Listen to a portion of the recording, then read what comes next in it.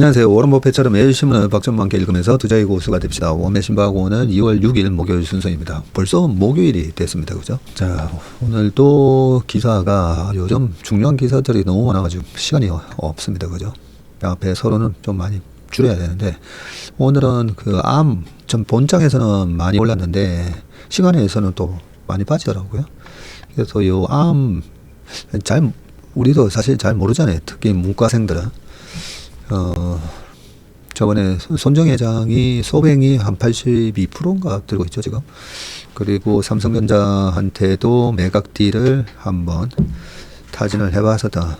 그런 기업인데, 최근에 이제 반도체 AI 시대를 맞아서 주가가 많이 올랐는데, 그 기업에 관한 기사들이 좀 있습니다. 젠선왕도 러브콜, 탐나도 쉽게 가질 수 없는 슈퍼 을이다라고 되어 있고요. 그 관련된 기사, 우리 없이 애플, 엔비디아도 없다. 일본 반도체 화려한 부활. 요 기사도 하고, 요즘 건설이 되게 안 죽거든요. 이대로면 다 죽는다. 전국이 초토화, 건설업계 무선해. 요 부분도 좀 다뤄볼 생각입니다.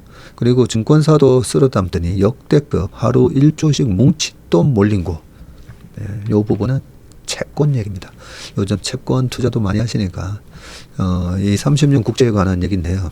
이 채권 투자하실 때는 우리가 보통 주식할 때는 오르냐 내려냐 요것만 보면 되잖아요. 방향만 맞으면 되는데, 채권 같은 경우에는 채권의 종류가 막 주식 수처럼 그렇게 많지는 않지만, 물론 이제 회사채 다 고려하면 그럴 수는 있긴 하지만, 실제로 매매 가능한 채권의 수가 주식만큼 그렇게 많지는 않은데, 채권은 만기, 이 듀레이션을 아셔야 됩니다. 듀레이션. 금리 떨어지는 거 내가 기가 막히게 맞춰서 채권에 왕창 질렀어. 그래서 뭐 샀는데 했을 때 1년 만기 남은 국채. 그러면 아무 의미 없습니다. 그죠? 최소한 5년, 10년짜리를 샀어야 금리 하락에 큰 수익을 얻을 수 있는 거죠. 요 채권 얘기 좀 해볼 생각이고요. 퇴근 후에 삼성전자 주식을 산다고 개미들 혹하네 라고 했는데, 이 제2거래소가 생기더라고요. 이제 시간 외에서도 주식 매매를 좀 자유롭게 할 수 있는 것 같습니다. 이 부분하고, 마지막 해상 LNG 터미널 붐을 만난 HD 현대마린 까지 알아보도록 하겠습니다. 댓글은 간단하게 보고 넘어가겠습니다. 우리 설레이는 백억님이 9년 전쯤에 원숭이도 이해하는 자본론이라는 책을 접한 후에야 자본주의를 어렴풋이 이해하고 투자를 시작했었습니다. 자본주의가 뭔지도 모르면서 평생을 살았구나 하는 회의감이 들더라고요. 이 자본주의에 대해서 모르고 사시는 분들이 제가 봤을 때 한 95% 되는 것 같아요. 좀 안타깝죠. 이 자본주의 원리를 우리가 알고, 노동소득을 계속 이렇게 우리도 자본가가 될 수 있도록, 노동소득을 자본소득으로 이렇게 자꾸만 이제 바꿔가야 되는데, 그게, 자본주의에 대한 기본적인 이념이 아니라 개념이 있으셔야 됩니다. EBS에서 나왔던 그 자본주의잖아요. 정말 좋은 프로그램입니다. 그 프로그램 저는 한 5번 본 것 같아요. 저 같은 사람도 이제 5번 봤으니까요. 그 책으로도 나와 있는데, EBS 그 자본주의 꼭 보셔야 됩니다. 아이들하고 같이 보셔도 돼요. 되게 재밌게 잘 만들어져 있으니까요. 그 자본주의 EBS 방송 꼭 보시고, 평생 정기 예금만 들었었는데 채권을 사기 시작했고, 코로나에도 주식도 다시 시작했습니다. 오늘 잉여 가치의 뜻을 보니 평소에 직장에서 내가 벌어준 돈이 얼만데 월급을 이것밖에 안 주는 거냐 라고 말했었는데, 그게 자본론의 핵심인 잉여 가치였었네요 라고 말씀을 해주셨습니다.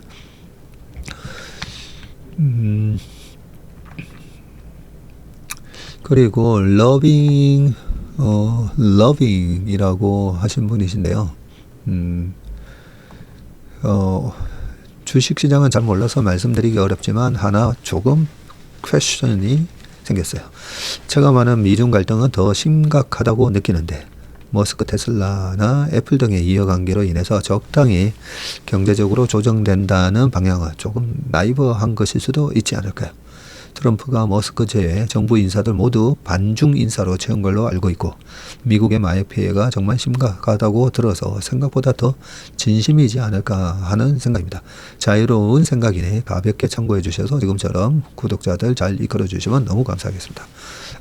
참, 이 반대되는, 혹시 이렇게 좀 생각해야 되는 거 아닙니까에 대한 다른 생각을 표현하는, 모범적인 표준으로, 보셔야 될 댓글이라고 생각합니다. 그죠?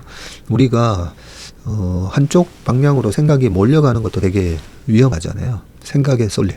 또 위험한 건데, 이렇게 다른 의견들 계속 내주시는 게 좋고, 그게 우리나라에 제가 미국 가서 어학연 수하고 그리고 MBA 하면서 좀 느꼈던 게 우리가 좀 토론 문화가 좀 약하구나, 그런 생각을 좀 많이 했었거든요.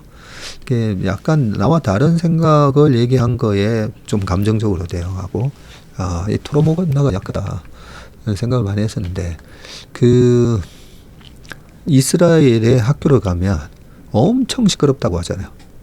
그 시끄러운 게 서로 자기 주장을 가지고 막 싸우듯이 얘기하던 그런 식의 토론이 감정적이 아니라 아니야 난 내 생각이 이런 건데 자 봐봐 논리적으로 이런 거야, 막 그런 논리 싸움.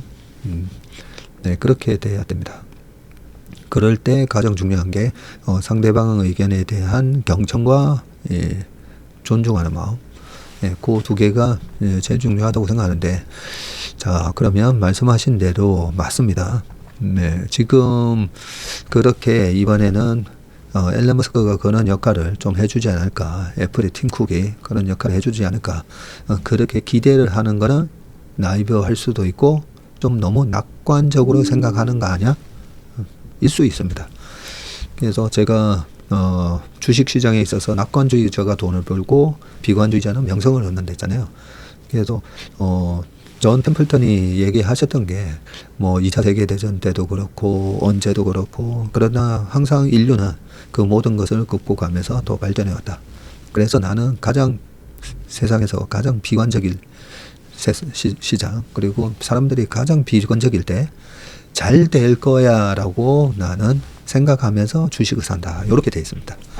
네, 그 생각이 어떻게 보면 좀 꼼꼼하고 약간 위험 회피적인, 모든 우리 인간의 몸에는 위험 회피 DNA가 들어가 있거든요. 그래서 이게 낙관적으로 생각하는 게 생각만큼 쉽지는 않습니다. 왜냐하면 우리 DNA는 위험을 회피하도록 돼 있어서 그동안에 생존을 했던 거거든요. 그래서 말씀하신 대로 좀 나이브하게 생각하는 게 맞습니다. 맞는데 약간 주식은 지금처럼 밸류에이션이 낮잖아요. 밸류에이션이 낮은 영역에서는 그렇게 낙관적으로 생각할 필요가 있고, 주식이 비싼데 낙관적으로 생각했다가는 크게 또 다칠 수가 있습니다. 그래서 주식이 비싸지면 조심해야 되고, 좋은 걸 지적해 주시고, 이번에 반중 인사로 채웠다고 하신 것도 정확한 말씀이십니다. 그래서 지난 트럼프 1기 때 그런 스텝들이 다 재등용 됐지 않습니까? 그죠? 그러면 1기 때는 어땠었나? 결국 1기 때 17년, 18년, 19년, 20년 거의 다시 재현된다고 보면 되는 거죠. 그래서 1기 때의 주식시장과 미국의 트럼프의 정책에 관한 부분을 공부하면서 결국은 그때처럼 되지 않을까라고 생각하는 겁니다. 좋은 지적 감사드립니다. 이런 화두를 던져주시면 아주 좋습니다. 네. 자, 네, 오늘은 그리고 잠깐만요. 박기대님, 네, 가끔씩 댓글 남겨주시는데, 안녕하세요, 전문님 형님. 네, 좋습니다.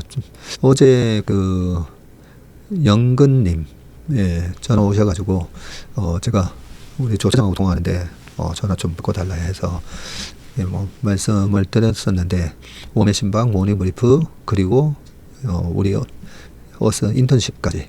그 인턴십에 올라오는 자료가 꽤 많거든요. 왜냐면, 우리가 요즘은 제가, 저희끼리 회의하는 자료도 있잖아요.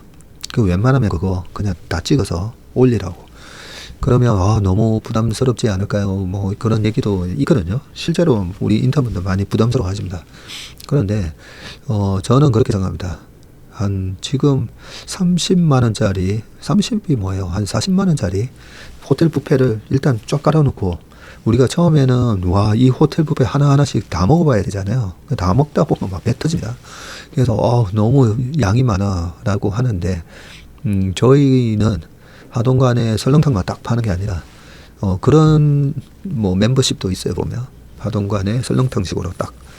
그런데 저희는 일단은 4, 50만 원짜리 완전히 고급 뷔페로 자료들 쫙 다 깔고 올려놓고, 우리가 이 뷔페를 가다 보면 저기는 대게가 맛있어, 아니면 저기는 일식이 나오는데 회가 거의 뭐 강남의 횟집 수준으로 굉장히 퀄리티 좋게 나오니까 나는 다음부터 거기 가면 회만 먹고, 그죠? 대게만 먹고, 거기는 양갈비가 맛있으면 양갈비만 먹고. 네, 그런 것처럼 일단은 모든 자료를 고퀄리티 자료를 깔아놓고 그걸 인턴분들이 선택해서 보실 수 있게 그렇게 올려놨는데, 우리 영근 형님이 그걸 하루에 4-5시간에 다 보신다는 거예요. 그것도 사업하시는데, 골프도 좋아하시는데. 그래서 제가 통화하면서 정말 형님으로 모시겠다고. 매일같이 우리 얼굴 4시간씩 보고 계시면, 제 동생보다도 제 얼굴 많이 쳐다보고 계시는데, 그래서 앞으로 형님으로 모시겠습니다. 그렇습니다. 자, 우리 기대 동생께서 말씀하신 게 네이버를 계속 사다가 계속 사는데 계속 빠지니까 더 이상 구매하면 죽을 것 같아서 추매 포기했는데 평균 단가가 20만 1,000원이라고 합니다. 몇 달 전에 15만 원까지 갔을 때 마음고생 심했는데 지금은 수익이 나서 그때의 아픔이 공부가 되었다 생각하고 있습니다. 그러면서 네이버 매도 시점이나 매도 금액에 대한 형님의 의견을 얘기해 주시면 감사하고 많은 도움이 될 것 같습니다. 라고 되어 있잖아요. 이번에도 네이버 바닥 제가 못 맞췄잖아요. 그죠? 그래서 하지만 이 가격대에서 제가 네이버 얘기를 그때 좀 많이 하게 된 게 재작년에 유튜브 보다 보니까 네이버 얘기를 많이 하는 유튜버가 계신데 그분은 이름이 기억 안 나는데 괜찮은 분이에요. 바닥에서 막 네이버를 괜찮습니다 막 얘기하는 걸 제가 쭉 보다가 좀 찾아봤더니 네이버에 투자하고 계신 분들이 꽤 많더라고요. 그런데 네이버 같은 경우에는 제가 뭐 강남역의 빌딩 같은 기업이라고 했잖아요. 그러면 지난 21년도에 저금리 속에서 오버슈팅 됐던 그 부분은 비싼 영역이었었지만, 그런데 20만 원 전후에서 사는 거는 이 영역은 괜찮다는 거죠. 그래서 재작년 빠져 있을 때 그때 저희 조카 2차 전지 팔고 네이버 사라 뭐 이런 얘기를 하면서 얘기를 좀 했고, 그래서 아마 많은 분들이 또 좀 자신감을 갖고 사셨다고 생각하는데, 뭐 15만 원까지 빠지니까 저도 죄송하고 막 한 17만 원부터 얘기를 할 걸, 그런 마음도 물론 있긴 하지만 그거는 우리가 뭐 맞출 수 없는 영역이잖아요. 오죽하면 워런 버핏도 네가 산 주식이 50% 빠질 수 있는 걸 모르면 주식하면 안 된다. 언제든지 생각했던 것보다 더 빠질 수 있고, 피터 린치도 마찬가지죠. 여기가 락바텀입니다. 어머님 주식 사셔도 됩니다. 라고 했다가 10달러짜리가 한 4달러까지 떨어지면서 주식이 락바텀이다 생각해도 더 빠질 수 있고, 이 정도면 고점이다 생각해서 3배 먹고 팔았더니 10배 가고, 주가의 나머지 이 변동성에 의해서 발생하는 거품과 이 디스카운트, 이거는 nobody knows. 아무도 알 수가 없습니다. 그래서 이번에 어디까지 올라갈지는 사실 잘 모르는데, 이 네이버의 그 영업이익률이 지금 계속 올라가고 있잖아요.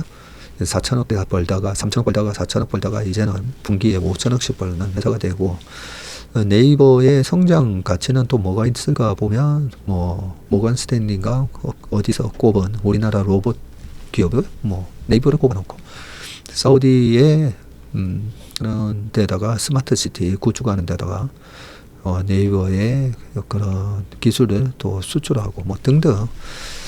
그렇고 제가 항상 생각해 보라고 했잖아요. 네이버에 우리 아이가 취직했다고 했을 때 말릴 건가 생각해 보면 일반 다른 제조업보다 네이버에 취직했다고 하면 뭐 진짜 현수막 그려야 되지 않을까요? 그래서 일단은 지금 캔슬림으로 보더라도 C하고 A도 다 괜찮고요. 그 다음에 커비드 핸들 모양이 나오고 있거든요. 예, 그런 상황에서는 그냥 저는 올해 시장이 좋다라고 했잖아요. 올해 시장이 좋을 거기 때문에 7월에서 좀 길게 가면 11월까지. 그리고 AI 소프트웨어 지금 분위기라 했잖아요. 그러면 AI 소프트웨어라고 했을 때 시총 시총 큰 것 중에 대장주 아닐까요? 네, 물론 그 밑에 시총 작은 놈들이 더 훨씬 수익은 많이 나겠지만, 네, 그렇게 생각하고 또 하나 말씀드리면 사는 거는 뭐 사라 이런 얘기들이 많지만 파는 거는 우리끼리도 그런 얘기합니다. 파는 거는 네가 알아서 팔아라. 한 번씩 이제 그 후배들이 뭐 전화 와서 형님 뭐 ETF 뭐 사야 됩니까? 뭐 하면 뭐 이래저래 얘기해주고 파는 거는 네 몫이다 이런 얘기를 많이 합니다. 그리고 돈 필요하면 파는 겁니다. 돈 필요하면. 돈 필요할 때 이거 좀 더 갖고 가야 듣고 싶은데 했는데 팔고 나면 나중에 지나고 보면 아유 그때 팔기 잘했구나. 그래서 뭐 제일 정확한 거는 돈 필요할 때 파시면 됩니다. 저희 조카가 아직 갖고 있다고 했잖아요. 네, 근데 저희 조카한테 제가 만약에 조언을 해준다면 일단 올해 11월 달까지는 지금 이제 취직을 했거든요. 올해 취직을 했는데 2월 달에 지난주에 졸업했습니다. 취직을 했는데 그냥 본업 열심히 하면서 가지고 있는 이 네이버는 쳐다보지 말고 그냥 올 연말까지는 한번 지켜봐라 라고 얘기를 하고 싶은데 지난번 21년도처럼 카카오도 뭐 7, 8만 원대 뭐 얘기했다가 뭐 17만 원 뭐 3개월 만에 17만 원. 네, 그러면 또 팔아야 됩니다. 네. 자, 아이고 시간이 또 너무 많이 지나갔습니다. 자, 그러면 신문기사 읽어보도록 하겠습니다. 자, 우리 없이 애플, 엔비디아도 없다. 중국 반도체의 화려한 부활이라고 돼 있는데 저는 또 일본 반도체 뭘 얘기하는 거지 생각했었는데 암 얘기예요. 네. 암 얘기인데 소뱅이 이걸 갖고 있다 보니까 이걸 일본 기업으로 이렇게 이거 하는구나 싶긴 한데 읽어보겠습니다. 반도체 설계 최강자 본사는 푸른 풀밭과 칠면조 농장이 즐비한 영국 캠브리지의 시골에 자리 잡고 있습니다. 네, 영국에 있습니다. 겉만 봐서는 이 기업의 위용을 짐작하기 어려운데 엔비디아의 첨단 AI 칩도 ARM의 블루프린트 설계도 없이는 무용지물이다. 1978년 창업 이후 3천억 개 이상의 칩이 ARM 기반으로 출하됐네요. 3천억 개나. 설계만 제공할 뿐 자체 칩은 만들지 않는 반도체 산업의 영세 중립국. ARM이 글로벌 AI 산업의 판도를 뒤흔드는 게임 체인저로 부상하고 있는데 ARM의 최대 주주인 소뱅의 손정희 회장이 ARM의 저전력 설계 기술을 무기로 일본 반도체 산업 부활을 꾀하고 있다는 분석이 나오고요. 실리콘 결정체 구조 모형을 한 ARM 본사에 방문하려면 가방 검사와 몸 수색은 기본이고 6장에 달하는 전자 서약서에다가 기밀 유출을 하지 않는다는 서명까지 해야 한다고 합니다. 리차드 그리즌 스웨이트 ARM 총괄 부사장은 스마트보드 기록과 엔지니어, 대화 등 모든 것이 IP의 원천이라고 말을 했고요. 2층으로 올라가자 본사의 명물인 페이턴트 월, 특허의 벽이 눈에 들어왔고 그리즌 스웨이트 부사장은 이곳은 반도체 IP의 용광로라면서 설계 천재들이 이곳에 이름을 새기기 위해 연구하고 있다고 설명했군요. ARM이 보유한 특허는 지난해 기준 6,800건이고요. 출원 대기 중인 특허는 2,700건에 달합니다.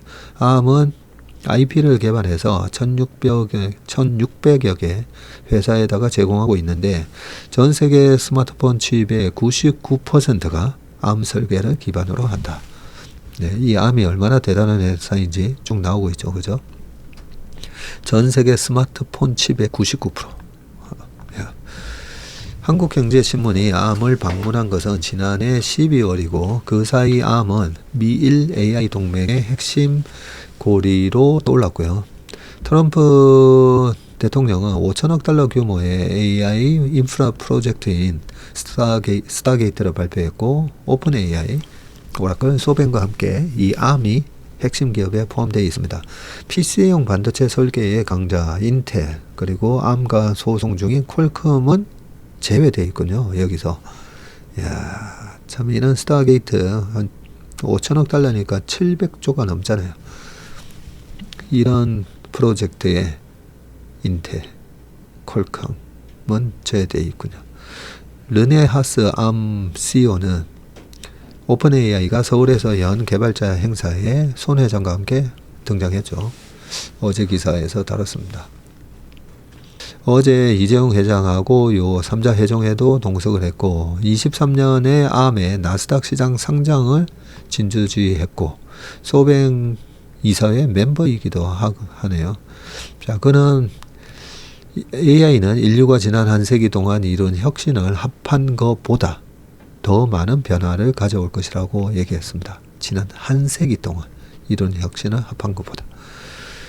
지난해 12월 영국 캠브리지 암 본사에서 이뤄진 인터뷰에서는 폴 윌리엄슨 수석 부사장과 리처드 그리전 이 총괄 부사장이 함께 했었는데 이들은 AI 데이터 센터 등 다양한 분야에서 훨씬 더 많은 컴퓨팅 파워가 필요해질 것이고 암의 저전력 설계 중요성이 더 커질 것이다. 요게 암의 투자 포인트죠.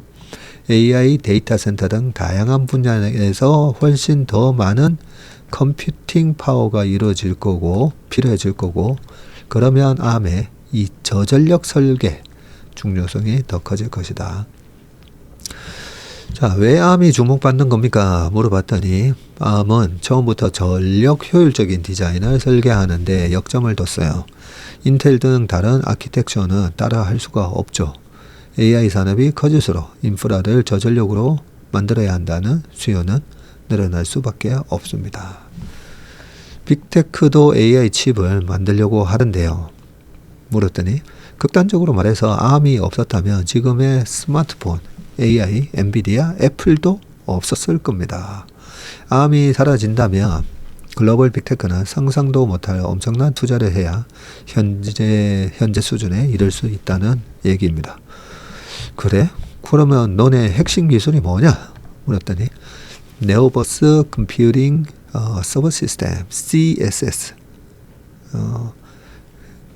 이 네오버스 컴퓨팅 서버 시스템이 암의 대표적 저전력 플랫폼인데 시스템 온 칩의 핵심 기술을 모은 IP 플랫폼이죠.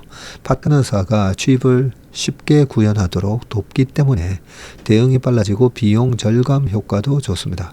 빅테크의 네오버스 CSS 수요가 엄청나죠. 비결이 뭐냐고 물었더니 소프트웨어 에코시스템이 핵심 경쟁력이에요.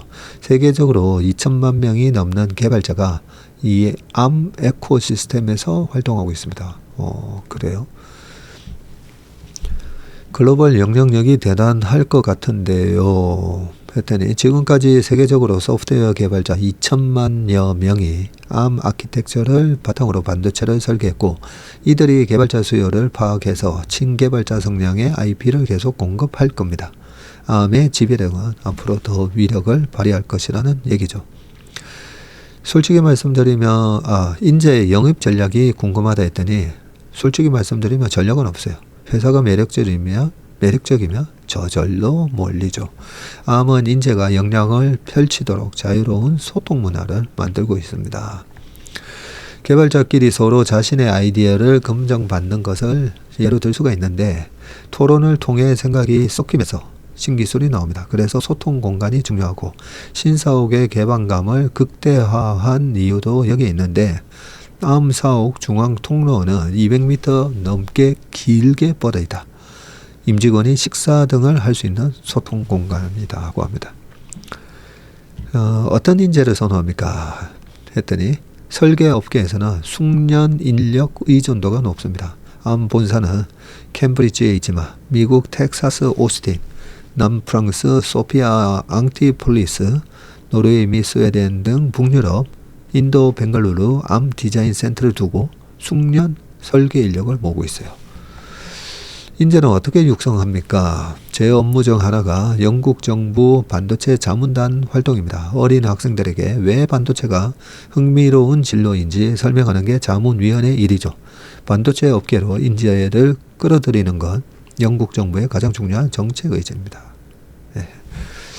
이 부분을 읽는데 저도 마찬가지입니다. 어린 학생들에게, 그리고 이 자본주의와 주식시장을 잘 모르는 분들에게 네, 왜 주식 투자를 해야 되는지, 어떻게 해야 되는지 설명하는 역할을 저도 하고 있습니다.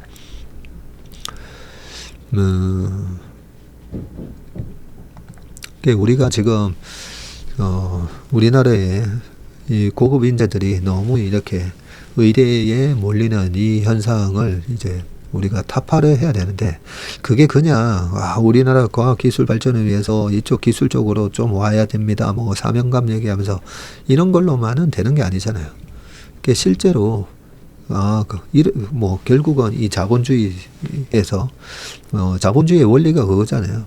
국부론에서도 나왔듯이 다 돈 벌려고 하는 그 행위들이 실질적으로는 전체 그 커뮤니티를 불을 증대시키는 거기 때문에 돈을 벌려고 뭘 한다라는 게 나쁜 건 아니지 않습니까? 그죠? 나쁘게 다른 사람을 피해를 주면서 돈을 버는 게 나쁜 거죠. 그렇게 보면 우리 업계에서도 저렇게 주식 투자를 통해서 내가 의사가 되고 하는 것보다 훨씬 많은 부를 저렇게도 돈을 벌 수가 있네. 우리가 많이 의대에 가는 이유가 사회에서 존경을 받고, 그죠? 그리고 충분한 경제적 부를 얻을 수 있으니까. 그리고 거기다가 하나 더 있죠. 이 건강보험, 뭐 실손보험 등 해가지고 이쪽으로 강제로 의료비에 소비를 할 수 있게끔 강제로 돈을 모아주는 이 제도 때문에 어떻게 보면 시장 걱정을 안 해도 되는 거죠. 이 수많은 기업들은 앞으로 이 시장이 경쟁이 치열해지면서 3년, 5년 뒤면 어떻게 될까 이러는데, 지금의 이 건강보험하고 이 시스템은 아무리 봐도 제가 봐도 조금 낭비하게끔 좀 되어 있다라는 그런 느낌은 지울 수는 없습니다. 자, 자꾸만 3,000% 빠지면 안 되고요. 그래서 저는 우리 업계에서도 장모 회장님처럼 그 안동에서 완전히 시골 깡촌에서 올라오셔가지고 조 단위의 부자가 되고, 뭐 박현주 회장님도 마찬가지죠. 이 금융 우리 나라에 많은 좀 인재들이 이 금융을 통해서 저럴 수가 있구나. 저는 그런 부분을 좀 많이 알려드리고 싶고, 우리 이 채슬리 가족 여러분들, 그리고 아까 말씀드렸던 건 영건 형님 같은 분들이 정말 열심히 공부하셔서 그 사업에서 성공하신 분들은 또 이 금융도 똑같아요. 주식 투자가 사업하고 똑같은 거거든요. 근데 훨씬 더 이쪽 사업 이거 된다 싶으면 그쪽으로 딱 돈을 몰고, 이거 경쟁이 치열해지면서 마진이 이제 박해지겠네. 그러면 자르고. 그래서 사업에서 성공하신 분들이 주식 투자도 잘하십니다. 그래서 우리나라에 저는 하여튼 금융 인재가 계속 많아져야 된다는 생각을 하고 있습니다. 이거 시간이. 자, 정부 지원도 중요한데, 영국 정부는 최근 국가 반도체 전략 정책 보고서에서 반도체를 영국 5대 핵심 미래 기술 중 가장 중요한 기술로 정했고, 반도체 IP에 집중 지원해서 설계 분야 생태계를 더 공고히 하겠다는 목표이고요. 영국은 이를 위해서 설계만 10년간 10억 파운드를 쏟아붓기로 했습니다. 자, 가장 선호하는 학위는 무엇인가요? 컴퓨터 공학이죠. 그 중에서 데이터 사이언스를 선호합니다. 컴퓨터 공학에서도 이 서버로 내려오면 데이터 사이언티스트, 소프트웨어 엔지니어링 등등 있는데, 다행히 영국에서는 지금 컴퓨터 공학을 전공하려는 학생이 늘고 있어요. 암의 특허왕은 누구입니까? 얼마 전까지만 해도 저였는데 지금은 아닙니다. 특허 117개를 보유 중인데 최근 저를 앞지르는 개발자가 나왔습니다. 네, 암 내에 이래 특허 왕들이 있군요. 암의 차세대 기술이 궁금한데요. 사물 인터넷입니다. 야, IoT다 그죠? 인터넷 미래에 IoT는 기존 기술을 뛰어넘는 훨씬 광범위한 개념이 될 건데 일상의 모든 물품이 통신기기가 되는 거죠. 중요한 거는 실생활에서 쓰는 이 디바이스이기 때문에 응답 시간이 빨라야 한다는 점입니다. 암의 영역이 확장되는 듯합니다. 이 또 중요한 단어 나왔죠. 확장성. 주식할 때는 이 확장성 제일 중요합니다. 지금은 시작에 불과합니다. 암은 모바일러, 데이터 센터, AI, PC, 오토모티브, IoT 등 광범위한 분야에서 AI 전환을 이끌 겁니다. 한국과의 협력은 2020년 중소벤처기업부와 손잡고 암 플렉서블 액세스 프로그램을 도입했고 팹리스 스타트업이 설립 초기 자금 부담 없이 설계와 샘플 검증을 할 수 있도록 지원하는 게 핵심입니다. 성과가 나타나고 있냐 했더니 한국 팹리스 18곳이 프로그램에 참여했고 이들은 암 IP에 대한 초기 비용 없이 SoC 설계를 통해 경험을 축적하고 있습니다. 암과 한국 반도체 산업은 지난 30년간 협력을 지속했고 특히 삼성전자는 암이 1994년 공개한 반도체 디자인 암7 TDMI를 활용해서 스마트폰 혁명의 발판을 마련했죠. 한국과의 협업은 더욱 확대될 것으로 예상합니다. 이 자료로만 보던 암하고 이런 개념으로 쭉 그죠? 인터뷰한 내용들까지 쭉 보니까 약간 이제 암에 대한 개념이 좀 잡히네요. 관련된 기사 하나만 좀 더 볼게요. 요 분들입니다. 손정희 회장님, 그리고, 아까 그 르네하스 분이시고, 그죠? 자, 암은 손 회장과 젠선황 양쪽으로부터 러브콜을 받은 유일한 회사이다. 2016년에 암이 매물로 나오자 손 회장은 서둘러 투자팀을 꾸려서 인수전에 뛰어들었고요. 그가 베팅한 금액이 무려 234억 파운드였는데 소뱅 역사상 최대 규모의 투자였고요. 당시 은퇴를 선언한 손 회장은 AI와 스마트 로봇, 사물 인터넷에 투자하고 싶다는 뜻을 내비쳤고 은퇴 번복 이후 뜻을 이루기 위해서 단행한 첫 번째 투자 대상이 암이었네요. AI를 기반으로 한 데이터 센터, 클라우드, IoT 시대가 열릴 것으로 내다본 손 회장은 이 모든 시스템이 구동되려면 저전력 설계가 필수라는 점을 꿰뚫었고요. 고성능을 내지만 전기를 많이 먹는 인텔 CISC 기반의 칩 설계보다는 요게 인텔의 경쟁 아키텍처죠. 인텔 CISC 기반의 칩 설계보다는 저전력에 특화된 RISC 기반 칩 설계를 하는 암의 시대가 올 것이라고 내다봤고 손 회장은 주변 만류에도 암을 인수하기 위해서 2016년 당시 보유한 알리바바 지분까지 정리하며 강한 의지를 드러냈다. 알리바바 지분은 잘 정리한 것 같은데요. 그때 2015년 후광통 때문에 쫙 주가가 올라갔다가 중국 기업들 그때 많이 올라갔었는데 6,800건의 특허로 빼곡한 암의 벽이네요. 본사 2층에 페이턴트 월이라고 아까 특허의 벽이 요거군요. 여기서 이곳은 반도체 IP의 용광로라면서 설계 천재들이 이곳에 이름을 새기기 위해 연구하고 있다. 이게 페이턴트 월이었군요. 너무 높은 가격에 사들였다는 지적에 손 회장은 암 칩이 언젠가 러닝화와 안경, 심지어 우유 용기에도 들어갈 것이라고 했고요. 2020년에 그런데 7월 암 매각을 검토했었죠. 설계만이 아니라 반도체 칩 제작을 요구했으나 암 이사회가 기존 사업 모델을 고수했고 이때 기다렸다는 듯이 나타난 인물이 젠선 황이었는데 엔비디아는 암이 만든 설계도를 사용하기 위해서 매년 막대한 특허 수수료를 내고 있었고 젠선 황은 손 회장과 400억 달러의 이 암을 거래하기로 합의하고 계약까지 마쳤었습니다. 야, 참. 젠선왕이 이런 거 보면 참 뛰어나요. 그죠?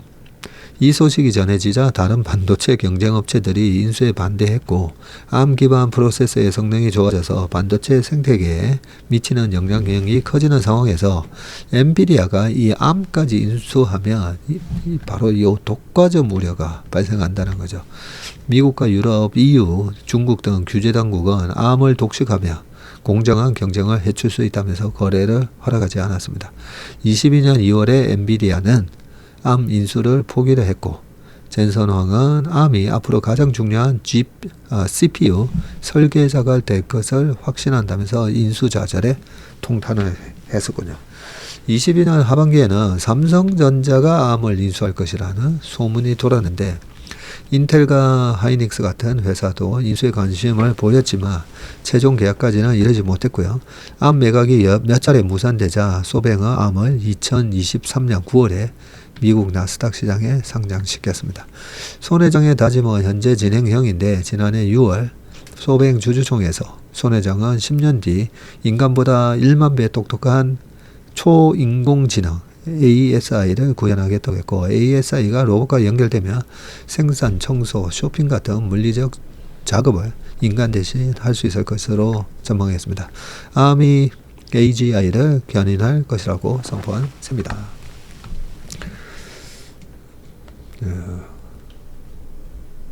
암을 한번 볼까요?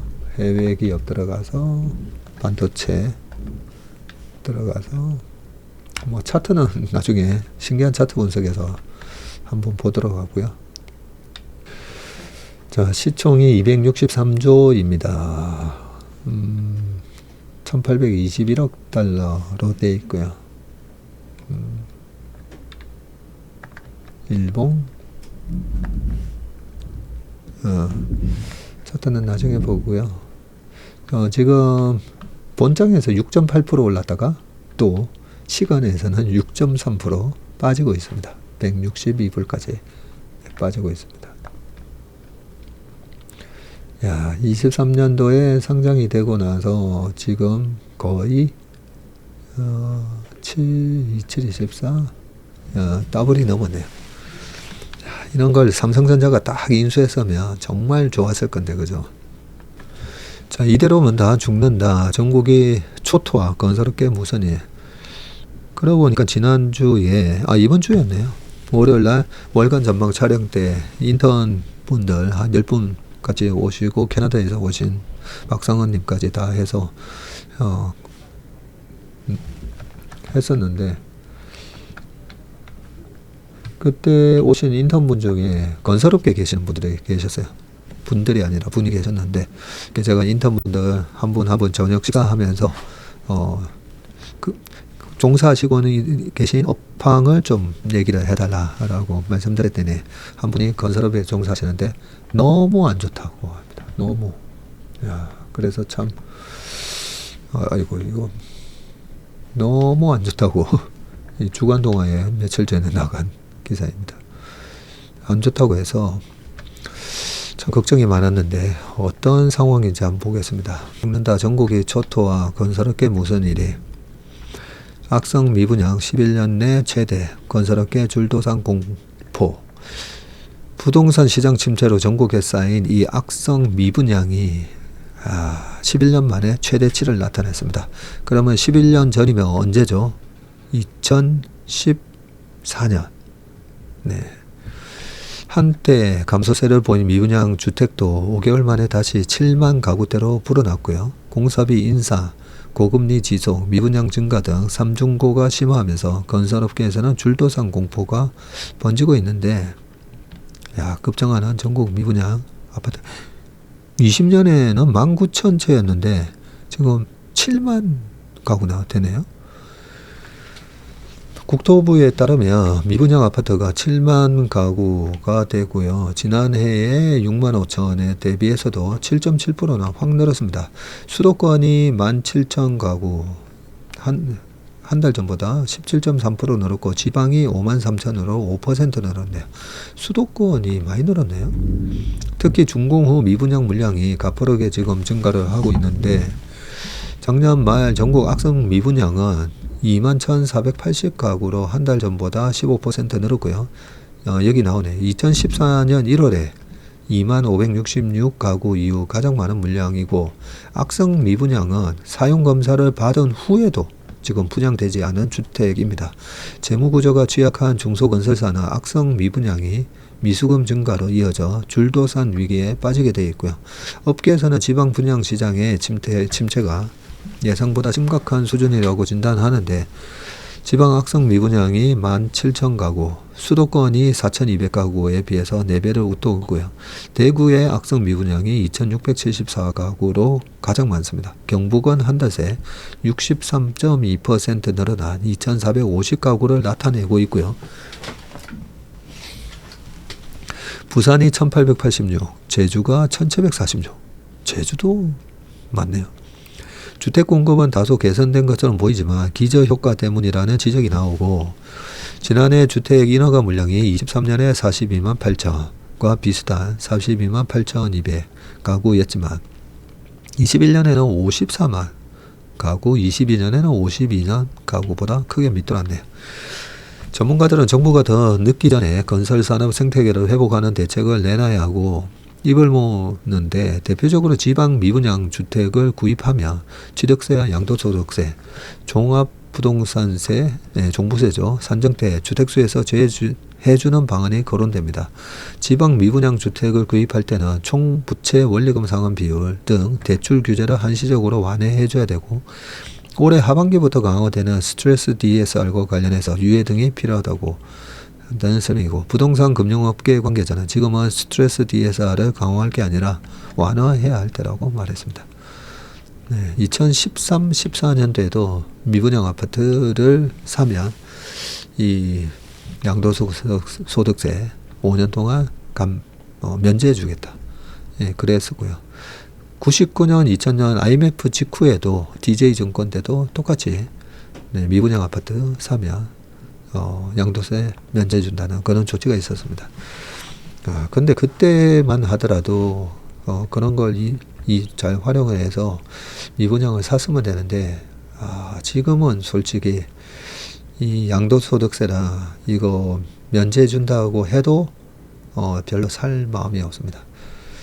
2012, 13년도에 그때 부동산 딱 바닥 쳤다고 싶어가지고 저희 직원들한테 집 사라고, 그래서 인천에 있는 직원한테는 인천에는 뭐 송도 미분양 널려 있으니까 송도 사라고 그러고, 서울의 지하철역 근처에 뭐 있는 미분양 아무것도 사도 된다 뭐 이런 얘기도 했었는데, 그러고 보니까 그때도 2013년도에 뭐 부동산 폭락한다 뭐 폭망한다 이런 얘기 많았었잖아요.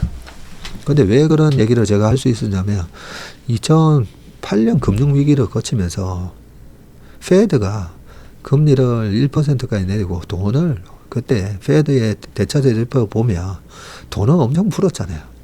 그렇게 풀린 돈을 보면서 저는 또 인플레이션 쓰나미가 오겠구나. 그런데 이게 시차가 있거든요. 시차가 있는데, 부동산이 2007년부터 이제 빠지기 시작했으니까 2012년, 13년이면 벌써 6년 넘었잖아요. 거기에 금리가 낮아지면서 페드가 돈을 쫙 푸니까 집값이 오르게 자명한데, 그때도 집값 폭락한다고 막 얘기하는 분들 많았었는데 다 이 자본주의의 원리를 몰라서 그런 겁니다. 안타깝죠. 근데 지금은 이 지방 미분양은 제가 지금은 사라는 얘기 못 하겠어요. 그런데 솔직히 이런 조치는 빨리 나와야 됩니다. 빨리 나와야, 지금 건설업계들이 완전히 뭐 고사 직전이거든요. 그래서 돈 있는 사람들로 하여금 이 지방의 미분양 아파트, 미국에 보면 이번에 그 LA 옆에 보면 말리부 이런 그 헐리우드 배우들이 이 별장으로 갖고 있는 집들 막 다 타잖아요. 그 부자들이 그 뭐 한 달에 한 번 아니면 1년에 영화 보면 1년에 한 번씩 여름에 가는 별장 가지고 있잖아요. 그런 것처럼 이 부자들이 이 미분양 아파트를 가지고 살 수 있게끔 해야 된다고 생각합니다. 그 미분양 아파트 별로 못 올라갈 거예요. 물가 상승도 했지 못할 겁니다.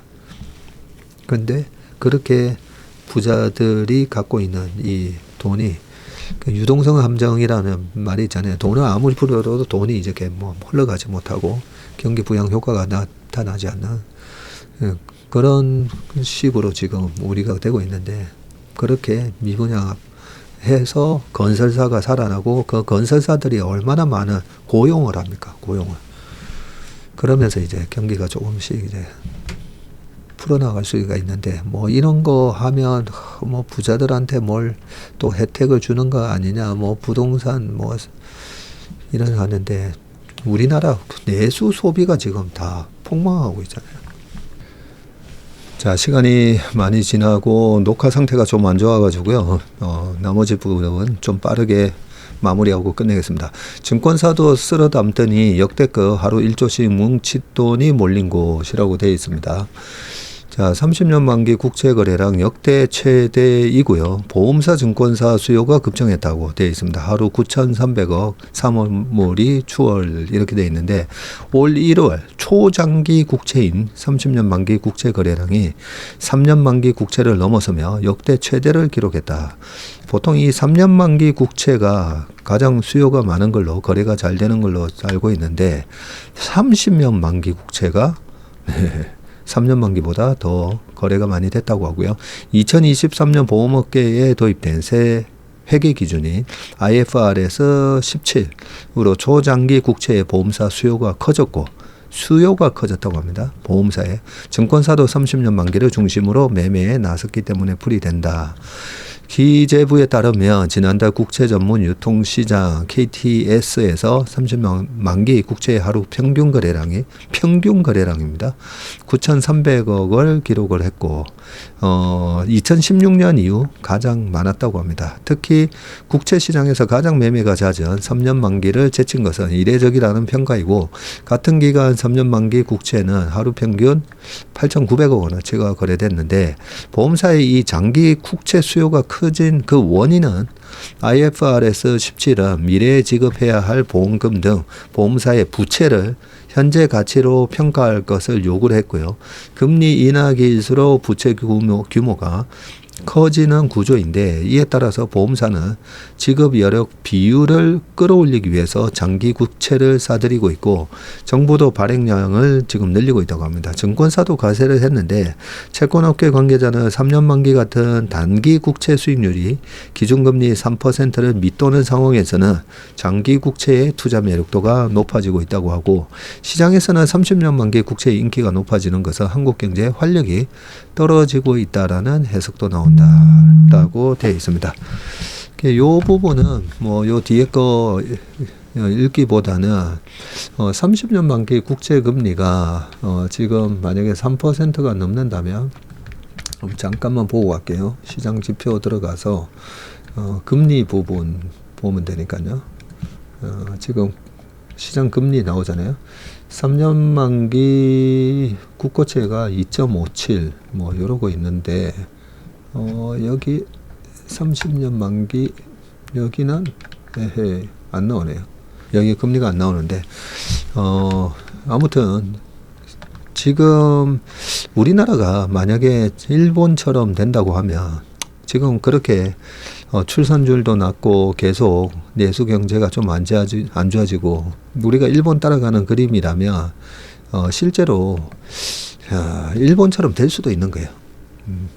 10년물 국채 금리가 뭐 마이너스 0.5, 0%, 뭐 실질 금리도 많이 떨어지고, 거기다가 이제 디플레이션까지 만약에 온다면 그럴 수도 있기 때문에 30년짜리 국채를 사놓는 거, 그거는 뭐 나쁘지 않다고 생각합니다. 여기가 이제 거래된 거래액이고요.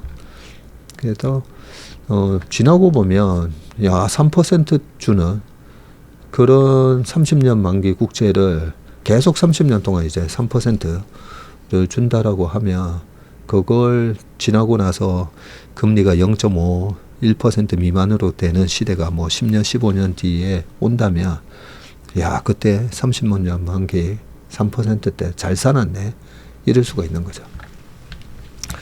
그래서 채권의 투자에 관심이 있으신 분들은 이런 장기채, 우리나라 장기채 사는 거는 저도 나쁘지 않다고 생각합니다.